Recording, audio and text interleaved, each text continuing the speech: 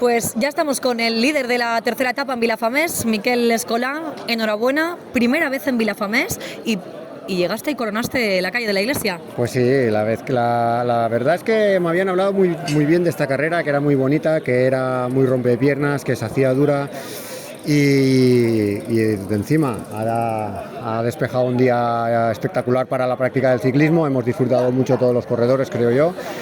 No ha habido caídas, no ha habido viento y la verdad que un final chulísimo.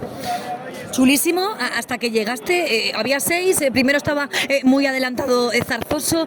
¿Cómo fue ese momento en el que dijiste, esta va a ser la mía? No conocía el trazado tanto como lo he conocido esta mañana, pero esta va a ser la mía.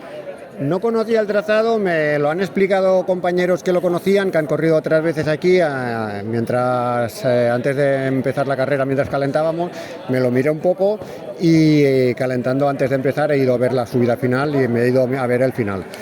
Entonces he visto que si llegaba podía tener opciones. Sí que sabía que hay gente muy fuerte aquí, pero bueno, no era descartable, porque para mis características se adaptaba.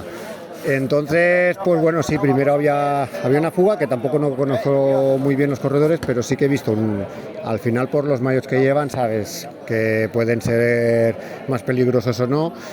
Y ha arrancado el chico del Rías Baixas, hemos cogido la fuga y adelante había el líder de las metas volantes y ya lo hemos cogido en el último puerto y nos hemos quedado 3 de la fuga. Y he llegado aquí con ellos y la verdad que bueno, he podido ganar.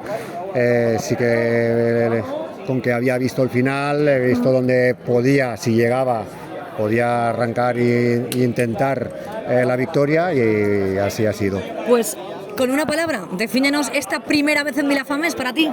Pues claro que voy a decir, aparte de que es súper bonita y se ha dado un día muy bonito, pues con una victoria súper especial. Esto lo recordaré toda la vida porque las victorias, yo soy un corredor que no me abundan, o sea, se tiene que dar muy bien una llegada para mis características y todas son súper especiales las que tengo. Pues la apuntamos nosotros también para toda la vida ya, líder de esta etapa de Vilafamés, Miquel Escolà. Gracias.